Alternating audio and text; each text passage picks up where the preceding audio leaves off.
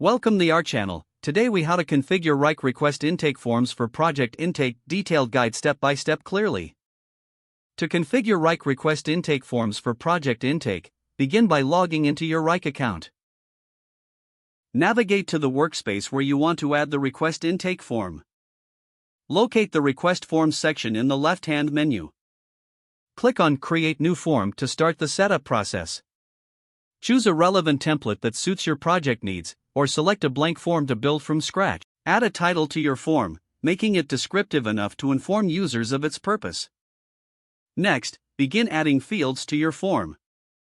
Select the type of field you want to add, such as text fields, drop-down menus, or checkboxes. Customize each field by providing labels and setting any necessary instructions or guidelines.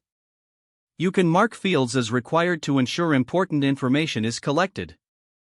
Consider adding logic rules to your form for conditional fields. This allows for a more streamlined experience based on user responses. Once you have all the fields set, preview the form to ensure it looks and functions as intended. Check every field and logic rule to confirm that they work correctly. After previewing your form, save your changes. Now, configure the form settings to define who can access it. Set the appropriate permissions based on your project team requirements. Determine if you want to notify specific team members when a new request is submitted. Customize the notification settings according to your team's preferences. You may also want to set up auto-assignments for incoming requests to streamline processing. Once the settings are configured, finalize your form by clicking Publish. Share the form link with your team or embed it on your intranet page for easy access. Encourage users to submit requests through this new streamlined form.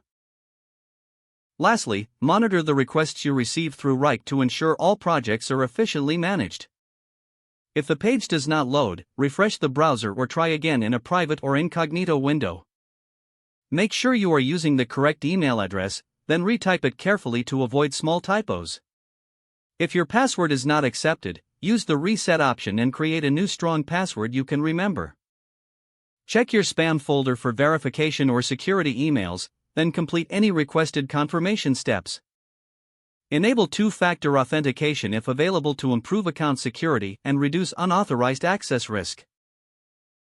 Don't forget to like this video and subscribe to our channel for more step-by-step tech guides.